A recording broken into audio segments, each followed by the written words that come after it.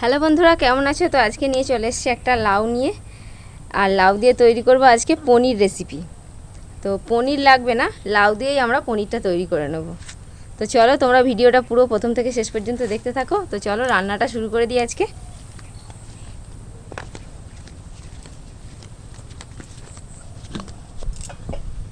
তো প্রথমে আমরা লাউটাকে ছাড়িয়ে নিতে হবে, লাউটাকে ছাড়িয়ে কেটে টুকরো টুকরো করে নেব। তো বন্ধুরা, আজকে আমাদের লাউ নিয়ে এসেছি। আমি একটা বাজার গেছি, কি পাবো, একটা লাউ তুলে নিয়ে এলাম। বলছে লাউ দিয়ে নাকি পনির হবে। পনির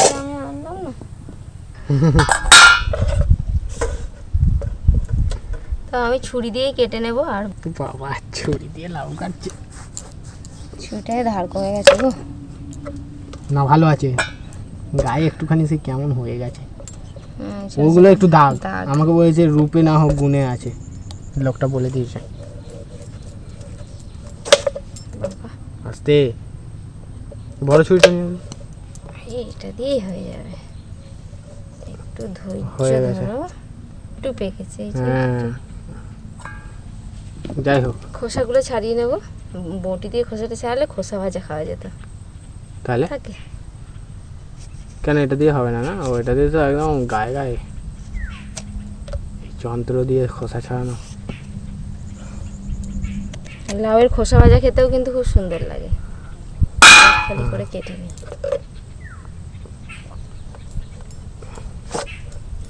আর এটাতে কিন্তু রান্নাটা করতে গেলে একটু কচি লাউ হলে বেশি ভালো হয়। দানা টানা হয়ে গেলে, এটাতেও আমাদের কচি আছে সেরকম তাই বললাম, ভয় পাচ্ছি তো আমি। যা, আমরা লাউ গাছ বসাবো জানো।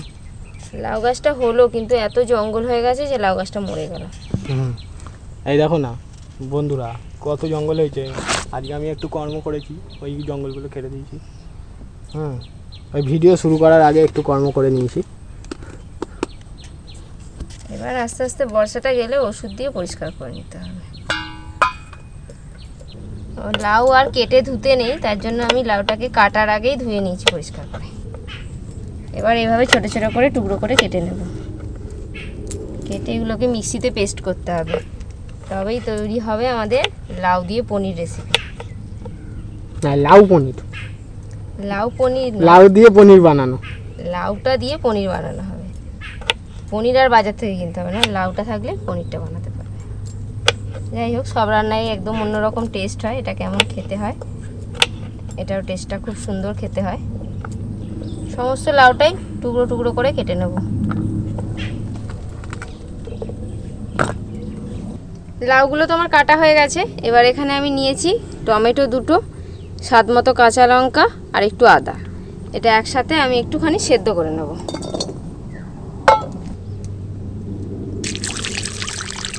এবার উনুনটা জ্বালিয়ে নিলাম, এটাকে একটু সেদ্ধ করে নেব।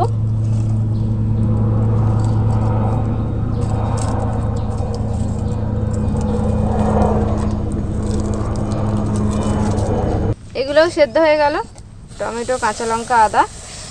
এবার তুলে ঠান্ডা করে নেব, ঠান্ডা করে মিক্সিতে পেস্ট করে নেব। লাউটা দেখো পেস্ট করা হয়ে গেছে। এবার লাউয়ের মধ্যে আমি একটু স্বাদ মতো দিয়ে দেবো লবণ, একটু দেব খাওয়ার সোডা, অল্প করে, একদম একদম অল্প করে দিয়ে দিলাম একটু খাবার সোডা। দিয়ে দেবো 1 চামচ টক দই। এবার আমি চালের গুঁড়ো দেবো অল্প অল্প করে। চালের গুঁড়োর বদলে তোমরা কিন্তু ময়দাও দিতে পারো। চালের গুঁড়ো বা ময়দা হাফ হাফ করে দিতে পারো, আমি শুধু চালের গুঁড়োই দিচ্ছি। আর ভালো করে মেশাবো। এখানে মোটামুটি বেশ কিছুটা চালের গুঁড়ি দিতে হবে, যতক্ষণ না এটা একটুখানি শক্ত শক্ত হচ্ছে। এরকম পাতলাই থাকবে, মানে একটু ধরবে ব্যাপারটা। 1/4 কাপ মতো দিলেই হবে চালের গুঁড়ি। 1 কাপের 4 ভাগের 1 ভাগ দিতে হবে আর মেশাতে হবে। অল্প অল্প করে দিয়ে মেশাতে হবে, একটু টাইট হলেই হবে। যেগুলো আমরা সেদ্ধ চালের গুঁড়ো নিয়েছি। কেউ আতপ চালের গুঁড়ো নিতেও পারো। চালের গুঁড়ো দিয়ে মেশানো হয়ে গেছে। এই যে ব্যাটারটা এরকম হবে, অনেকটা পাতলা ছিল, একটু শক্ত শক্ত হয়ে গেল। তো আর কিছু দেব না। এবার এটাকে স্টিম করতে হবে। তার জন্য আমি কড়াইটা আগে জেলে দিই। উনুনটা কড়ার মধ্যে দিয়ে দেবো জল। উনুনটা ওদিকে ধরিয়ে দিয়েছি। এবার একটা থালা নিয়ে নিয়েছি, থালার মধ্যে একটু তেল মাখিয়ে নেব। এই থালাটাই আমি ধরবে তো তাই ভাবছি থালাটা কেন ধরবে না। থালার মধ্যে তেলটা মাখিয়ে নিলাম। এবার পেস্টটা দিয়ে দেবো।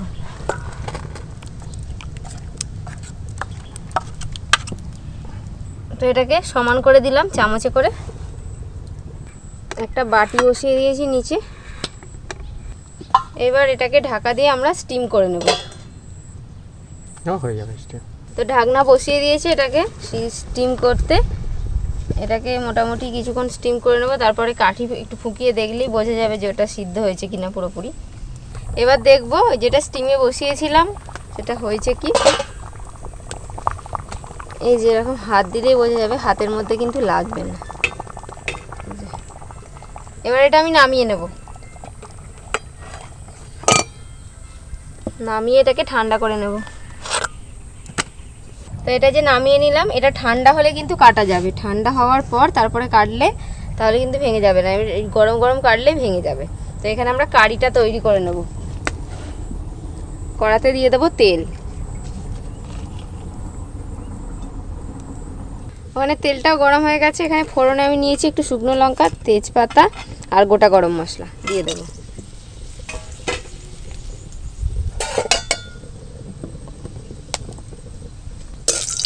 ফোড়নটা একটু ভেজে নেব। শুধু লাউয়ের পনিরটা তৈরি করতেই একটু সময়, তারপরে এটা করতে কিন্তু বেশি সময় লাগবে না। এবার টমেটো, কাঁচা লঙ্কা আর আদা একসাথে যেটা সিদ্ধ করেছিলাম সেই বাটাটা দিয়ে দেবো। এটা বড্ড ছিটছে, এর মধ্যে একটু হলুদের গুঁড়ো দিয়ে দেবো। পুরো হলুদের গুঁড়োটা যেমন লাগবে দিয়ে দিলাম। হলুদ, এখানে রয়েছে ধনে, হলুদ গুঁড়ো নিলাম, ধনে গুঁড়ো আর জিরে গুঁড়ো দিয়ে দিলাম। শুকনো মশলাটাও দিয়ে দিলাম। এবার এটাকে ভালো করে কষিয়ে নেব। জারটা ধুয়ে নেব। ধুয়ে অল্প অল্প করে এই ধোয়া জলটা দেবো আর কষতে থাকবো মশলাটা। একটু দিয়ে দেবো কাশ্মীরি লঙ্কার গুঁড়ো।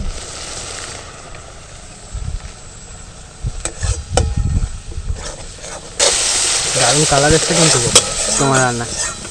লঙ্কার গুঁড়োর কামাল। হ্যাঁ, আর যা ঝাল দাও। ঝাল দিইনি সেই জন্য, কাঁচা লঙ্কা দিয়েছি বলে আর দিলাম না। এবার এর মধ্যে একটু টক দই নিয়েছি, টক দইটাকে ভালো করে একটু ফেটিয়ে নেবো। ও এমনি গুলে যাবে, খুন্তি দিয়ে নাড়াও না। দেখো পাখিগুলো কেমন এসছে আমাদের দুয়ারে।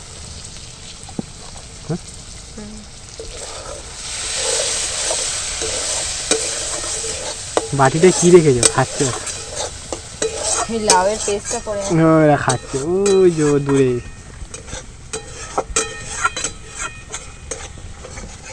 দূরে লাউ খাচ্ছে। অল্প অল্প করে দিচ্ছি, এর মধ্যে দইটাও মেশানো আছে।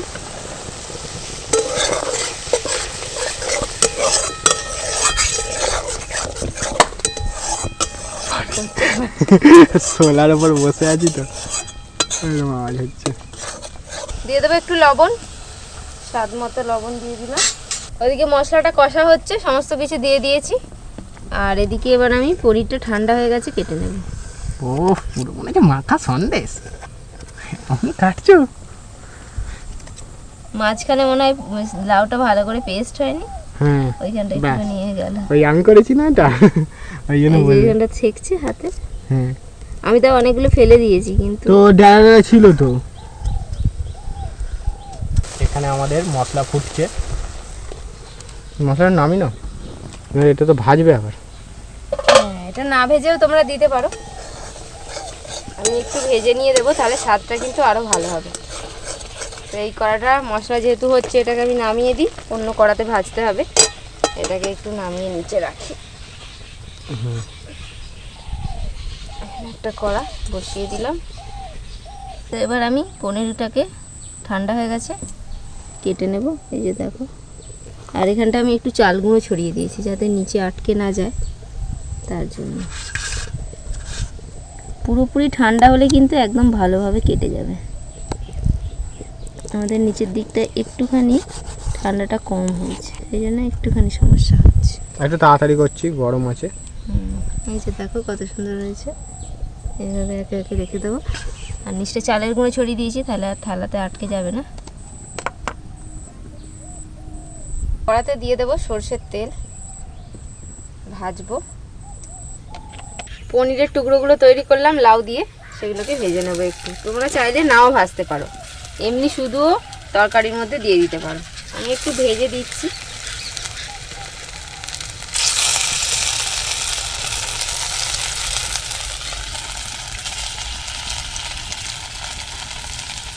এবার আমরা এটাকে উল্টে পাল্টে একটু ভেজে নেবো লালচে করে।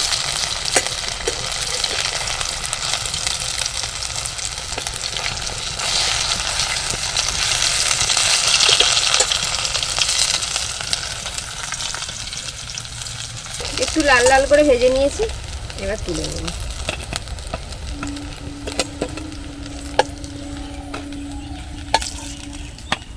তো দেখো আমাদের পনিরগুলো কিন্তু সব ভাজা হয়ে গেছে। আর এখানে আমি এই যে মশলার কড়াটা ছিল সেটাও বসিয়ে দিয়েছি।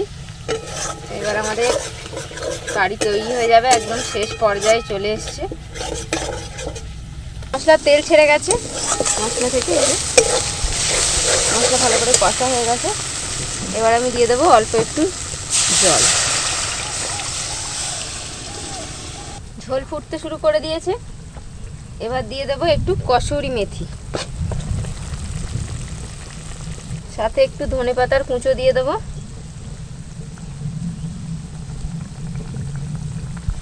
ধনেপাতার কুঁচো দিয়ে দিলাম।